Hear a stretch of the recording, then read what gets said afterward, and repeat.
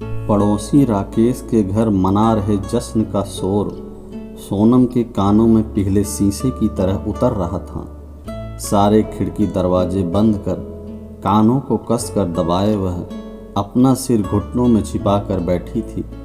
लेकिन रह रह कर एक जोर का कहकहा लगता और सारी मेहनत बेकार हो जाती।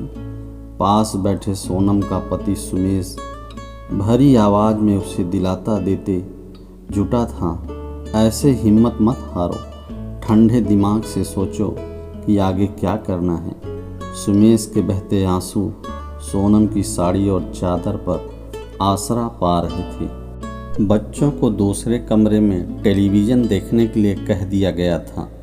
6 साल का विक्की तो अपनी धुन में मगन था, लेकिन 10 साल का गुड्डू बहुत कुछ समझने की कोशिश कर रहा था। विक्की बीच बीच उसे टोक देता, मगर वह किसी समझदार की तरह उसे कोई नया चैनल दिखाकर बहलाने लगता था।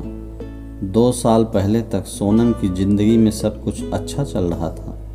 पति की साधारण सरकारी नौकरी थी, पर उनके छोटे छोटे सपनों को पूरा करने में कभी कोई अड़चन नहीं आई थी। पुराना पुश्तैनी घर भी प्यार की गुनगुनाहट से महलों जैसा लगता था। बूढ़े सास ससुर बहुत अच्छे थे। उन्होंने सोनम को माँ बाप की कमी कभी महसूस नहीं होने दी थी। एक दिन सुमेश ऑफिस से अचानक घबराया हुआ लौटा और कहने लगा, कोई नया मंत्री आया है और उसने तबादलों की झड़ी लगा दी है। मुझे भी दूसरे ज़िले में भेज दिया गया है। क्या? सोनम का दिल धक से रह गया। 2 घंटे तक अपने परिवार से दूर रहने से घबराने वाला सुमेश अब 2 हफ्ते में एक बार घर आ पाता था। बच्चे भी बहुत उदास हुए, लेकिन कुछ किया नहीं जा सकता था। मनचाहा जगह पर पोस्टिंग मिल तो जाती, मगर उसकी कीमत उनकी पहुंच से बाहर थी। हार कर सोनम ने खुद को किसी तरह समझा लिया था। वीडियो कॉल चैटिंग के सहारे उनका मेल जोल बना रहता था। जब भी सुमेश घर आता था, सोनम को रात छोटी लगने लगती थी। सुमेश की बाहों में भींचकर वह प्यार का इतना रस निचोड़ लेने की कोशिश करती थी कि उनका दोबारा मिलन होने तक उसे बचाए रख सके। उसके दिल की इस तड़प को समझकर निदिया रानी तो उसे रोक टोक करने आती नहीं थी। बिस्तर से लेकर ज़मीन तक बिखरे दोनों के कपड़े भी सुबह होने के बाद भी उनको आवाज़ देते थे। जिंदगी की गाड़ी चलती रही, लेकिन अपनी दुनिया में मगन रहने वाली सोनम एक बड़े खतरे से अनजान थी। उस खतरे का नाम राकेश सिंह था, जो ठीक उनके पड़ोस में रहता था। शरीर से बेहद लंबे तगड़े राकेश को न अपनी 55 पार कर उम्र का कोई लिहाज था, न ही गांव के रिश्ते से कहे जाने वाले चाचा शब्द का। उसकी गंदी नज़रें खूबसूरत बदन की मालकिन सोनम पर गड़ चुकी थी। दबंग राकेश जिस हत्या, देह धंधा और अनेक मामलों में फंसकर कई बार जेल जा चुका था, लेकिन हमेशा किसी न किसी पैरवी कराकर बाहर आ जाता था। सुमेश का साधारण समुदाय से होना भी राकेश सिंह की हिम्मत बढ़ाता था। राकेश सिंह का कोई काम तय नहीं था। बेटों की मेहनत पर खेतों से आने वाला अनाज खाकर पड़े रहना और चुनाव के समय अपनी जात के नेताओं के पक्ष में इधर से उधर दलाली करना उसका पेशा था। हालांकि बेटे भी कोई दूध के धुले नहीं थे। बाकी सारा समय अपने दरवाजे पर किसी न किसी के साथ बैठकर यहाँ वहाँ की गप हाँकना राकेश सिंह की आदत थी। सोनम बाहर कम ही निकलती थी, लेकिन जब भी जाती और राकेश को पता चल जाता तो घर से निकलने से लेकर वापस लौटने तक वह उसको ही ताकता रहता। वह उसे मदमस्त नज़रों से देखता रहता कि जैसे अभी खा जाएगा। एक दिन सोनम जब ऑटो पर चढ़ रही थी तो उसकी साड़ी के पल्लू गिर गए। सोनम को देखने के चक्कर में राकेश सिंह अपने दरवाजे पर ठोकर खाकर गिरते गिरते बचा। उसके साथ बैठे लोग जोर जोर से हंस पड़े। सोनम ने घूमकर उसकी हंसी देखी भी, पर उसकी भावना नहीं समझ पाई। आखिर वह दिन भी आ गया जिसने सोनम का सब कुछ छीन लिया। उसके सास ससुर किसी संबंधी के यहाँ गए हुए थे और छोटा बेटा विकी नानी के घर था। बड़ा बेटा गुड्डू स्कूल में था।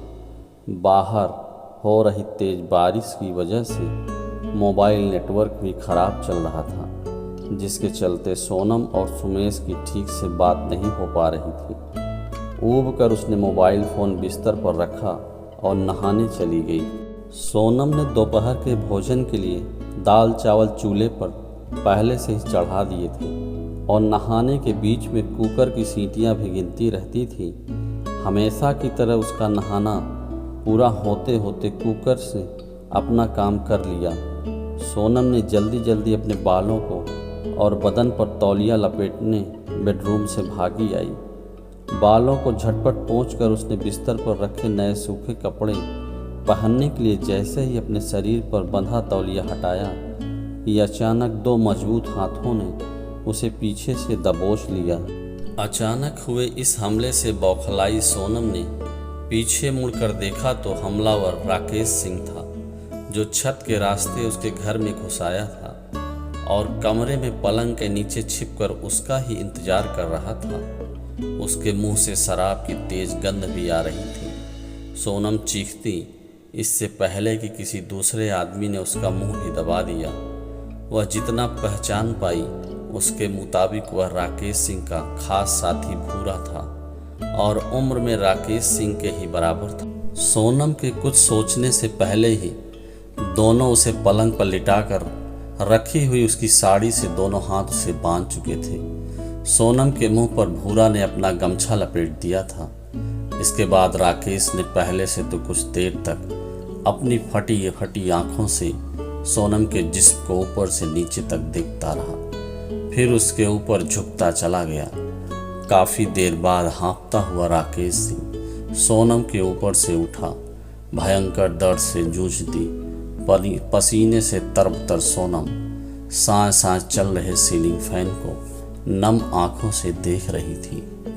टेलीविज़न पर रखा सोनम, सुमेश और बच्चों के ग्रुप फोटो गिरकर टूट चुका था। रसोई घर में चूल्हा पर चढ़े दाल चावल सोनम के सपनों की तरह जलकर धुआं दे रहे थे। इसके बाद भूरा बेशर्मी से हंसता हुआ अपनी हवस मिटाने के लिए बढ़ा। राकेश सिंह बिस्तर पर पड़े सोनम के पेटीकोट से अपना पसीना पोंछ रहा था। भूरा ने अपने हाथ सोनम के कूल्हों पर रखे ही थे, तभी दरवाजे पर किसी की दस्तक हुई। राकेश सिंह ने दरवाजे की झिर्री से झांका तो गुड्डू की स्कूल की वैन का ड्राइवर उसे साथ लेकर खड़ा था। राकेश सिंह ने जल्दी से भूरा को हटने का इशारा किया। वह झल्लाया चेहरा लिए उठा और अपने कपड़े ठीक करने लगा। तुमने बहुत ज़्यादा समय ही ले लिया इसके साथ, नहीं तो हमको भी मौका मिल जाता ना, भूरा भुनभुनाया। लेकिन राकेश सिंह ने उसकी बात पर ध्यान नहीं दिया और जैसे तैसे अपने कपड़े पहनकर जिधर से आया था उधर से ही भाग गया। जब दरवाज़ा नहीं खुला तो गुड्डू के कहने पर ड्राइवर ने ऊपर से हाथ घुमाकर कुंडी खोली। घुसते ही अंदर के कमरे का सब नज़ारा दिखता था। ड्राइवर के तो होश उड़ गए। उसने शोर मचा दिया। सुमेश आनन फानन आया। सोम के बयान पर राकेश सिंह और भूरा सिंह पर केस दर्ज हुआ। दोनों की गिरफ्तारी भी हुई, लेकिन राकेश सिंह ने अपनी पहचान के नेता के बयान से दिलवा लिया कि घटना वाले दिन वह भूरा उसके साथ मीटिंग में था। मेडिकल जांच पर भी सवाल खड़े कर दिए गए। कुछ समाचार चैनलों और स्थानीय महिला संगठनों ने थोड़े दिन तक अपनी अपनी पब्लिसिटी के लिए प्रदर्शन जरूर किए, बाद में अचानक शांत पड़ते गए। साल भर होते होते राकेश सिंह और भूरा दोनों बाइज्जत बरी होकर निकल आए। ऊपरी अदालत में जाने लायक माली हालत सुमेश की नहीं थी। आज राकेश सिंह के घर पर हो रही पार्टी सुमेश और सोनम के घाव पर रात भर नमक छिड़कती रही। इसके बाद राकेश सिंह और भी छुट्टा साण हो गया। छत पर जब भी सोनम से नज़रें मिलती वह गंदे इशारे कर देता। इस सदमे से सोनम के सास ससुर भी बीमार रहने लगे थे। राकेश सिंह के छूट जाने से सोनम के मन में भरा डर अब और बढ़ने लगा था। रातों को अपनी निजी अंगों पर सुमेश का हाथ पाकर भी बुरी तरह से चौंक जाती थी। कई बार सोनम के मन में खुदकुशी का विचार आया, लेकिन अपने पति और बच्चों का चेहरा उसे यह गलत कदम उठाने नहीं देता था। दिन बीतते गए। गुड्डू का जन्मदिन आ गया। केवल उसकी खुशी के लिए सोनम पूरे परिवार के साथ होटल चलने को राजी हो गई। खाना खाने के बाद वे लोग काउंटर पर बिल भर रहे थे, तभी सामने राकेश सिंह दिखाई दिया। सफ़ेद कुर्ता पजामा पहने हुए वह एक पान की दुकान की ओट में किसी से मोबाइल पर बातें कर रहा था। राकेश सिंह पर नज़र पड़ते ही सोनम के मन में उसी दिन का हवस से भरा चेहरा घूमने लगा। सोनम का दिमाग तेजी से चलने लगा। उबलते हुए गुस्से और डर को काबू में रखकर वह अचानक कोई फैसला ले चुकी थी। उसने सुमेश के कान में कुछ कहा। सुमेश ने बच्चों के खाने की मेज पर ही बैठकर इंतजार करने को बोला और होटल के दरवाजे के पास आकर खड़ा हो गया। सोनम ने आसपास देखा और राकेश सिंह के ठीक पीछे आ गई। वह अपनी धुन में था, इसलिए उसे कुछ पता नहीं चला। सोनम ने अपनी पेटीकोट की डोरी ढीली की, पहले ही थोड़ी ढीली कर ली थी। उसने राकेश सिंह का दूसरा हाथ पकड़ा और अपनी पेटीकोट में डाल दिया। राकेश सिंह ने चौंक कर सोनम की तरफ देखा।